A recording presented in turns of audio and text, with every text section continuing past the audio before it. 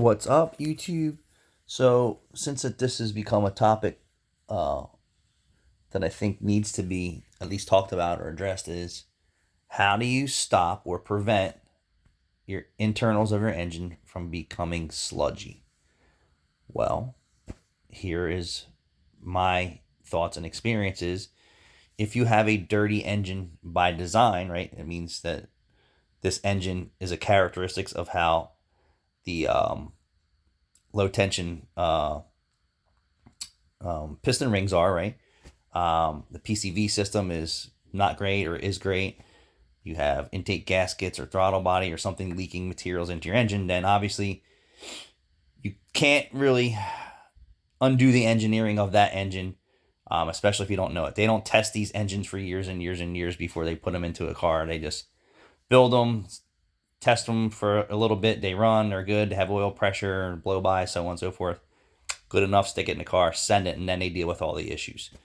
But it's a new engine and it runs. Like Kia had a horrible, horrible four-cylinder engine, top end tick, and that was because they built the valve train so loose. So you started up a brand new car and it sounded like all the valves were out of adjustment. And guess what? That was normal. But they had so many complaints with that engine. I'm going back probably 10 years ago now.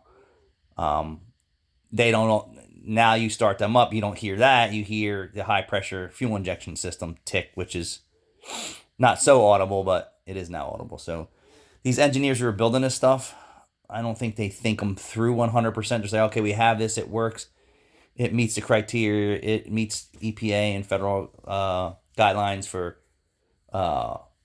pollutants and fuel efficiency, right? Because that's basically what their goal is.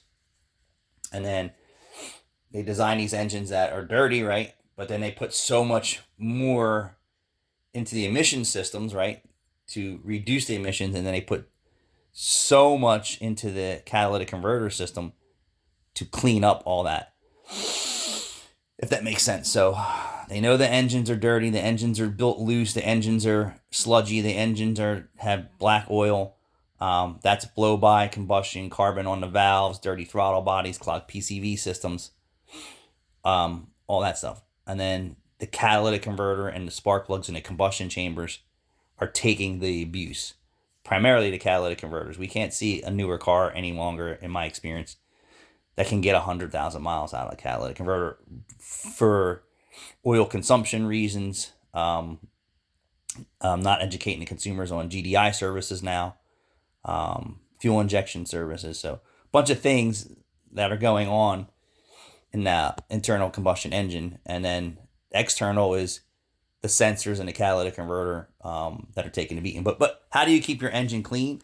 My opinion is you're going to have to start doing more maintenance and sooner maintenance and early maintenance. So if you haven't, buy a brand new car and drive it 1,000 miles, right? They didn't put dirt black oil or crude black oil or mud or sludge in your engine start. It was clean. And I challenge you, pull the dipstick and take a look at the color of the oil. And everyone's like, oh, well, color doesn't mean anything, blah, blah, blah, blah, blah. Color tells you everything that's going on inside the engine. Everything. Follow Ford boss me, who was a Ford tech. He's torn down low mileage motors, 10,000 miles or 8,000 miles or whatever thousand miles, full of carbon and sludge and damaged already. Following the 10,000 mile oil change interval, right? So they changed their oil one time in 10,000 miles. It's got stuck ringlands already. So my opinion would be is the community, right, or the automotive industry would have to start telling your customers maintenance your car. What's that mean? More frequent visits to your shops or dealerships, especially under a warranty period. So if you see that it's dirty, right, and oil is cheap in my opinion. So you have 36,000 miles to deal with a OEM warranty. And if you plan on keeping that car, your engine's junk. It's becoming junk, and the facts and the proof are out there. So how do you get rid of the sludge and carbon? Well, you have to maintenance it sooner. So as the engine is introducing the carbon deposits and blow-by and moisture and all that stuff in the engine, the crankcase, the PCV system, so on and so forth, and also fuel qualities.